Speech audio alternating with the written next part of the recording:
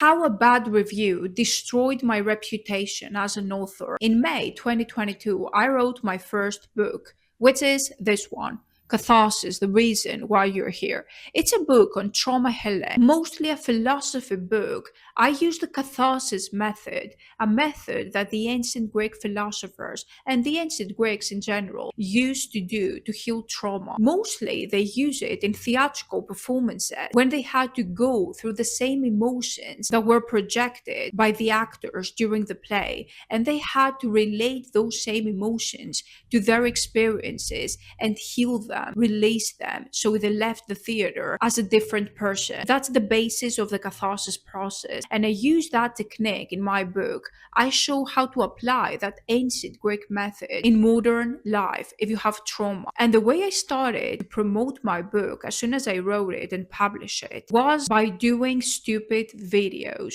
like this one. Everybody knows that he fucks you. Or this one.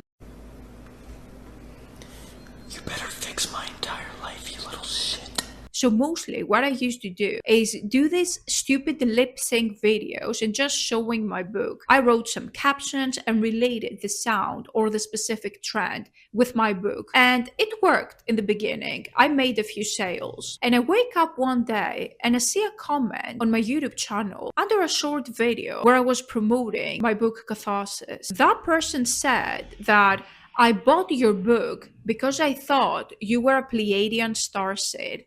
And I was disappointed because you aren't. And I was like, I had no idea what that even meant. What is a Pleiadian starseed? I had to look it up, like literally. And I realized it was somehow related to the New Age religion or something like that. Totally perfect. I have nothing against any religion, but that was not something that was relatable to me. That was not something that my book was about or I ever said. There is not a single video in my YouTube channel that I mention anything about religions or Pleiadian starseeds or whatever. It was just an assumption that this person made just seeing me for some reason, because probably that person believed in that religion. They thought they found someone that, I don't know, a Pleiadian starseed, as she called me. And, I just ignored the comment and went on with my day. However, a few hours later, I got a notification by Amazon that I had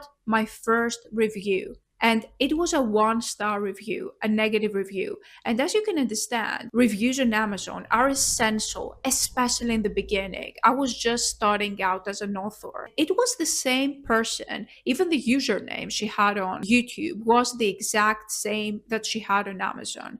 However, she framed it a little bit different on Amazon. She didn't want to sound crazy, obviously, that I thought you were a Pleiadian starseed and now I'm disappointed. And she said that this book is useless, it doesn't teach you anything, and it's full of negativity. First of all, the only part I accept is the negative part. Yes, the first part of my book is negative.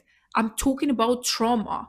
Trauma is horrible. If you've ever experienced trauma in your life, you know how it feels like. Of course, it's not positive. It's about negative experiences, negative emotions. When you have trauma, you're dealing with depression, with severe anxiety. You have pain and suffering inside. So yes, the first part of the book is hard. It hits hard, I'm not gonna lie. But the second part of the book is all about the catharsis process, how to overcome trauma, the real techniques, the methods I use, the system to overcome that trauma. Probably she didn't even read the second part of the book as soon as she realized it's not what she thought it would be. However, I want to take accountability here. Because yes, people make assumptions, and people who leave the 1-star reviews, it's all about their perspective. Something didn't go the way they planned. The same with businesses, restaurants, hotels. If, for example, a bad experience happens and ruins their night, immediately they want to punish the business by leaving a negative review in the restaurant. It's the same in everything, the same with books. She assumed that I was something that I am not, and because she had that assumption, she had made that assumption, and she had that expectation of me that I didn't give, she left a 1-star review. But at this point, I have to take accountability here because this is essential. And this is what I realized. In the beginning, I was very angry because after that review, the sales dropped. And there was a period that I stopped selling books. And when I say a period, I mean 2 years, 2 whole years. However, then I realized that it was my fault as well because I didn't put myself out there.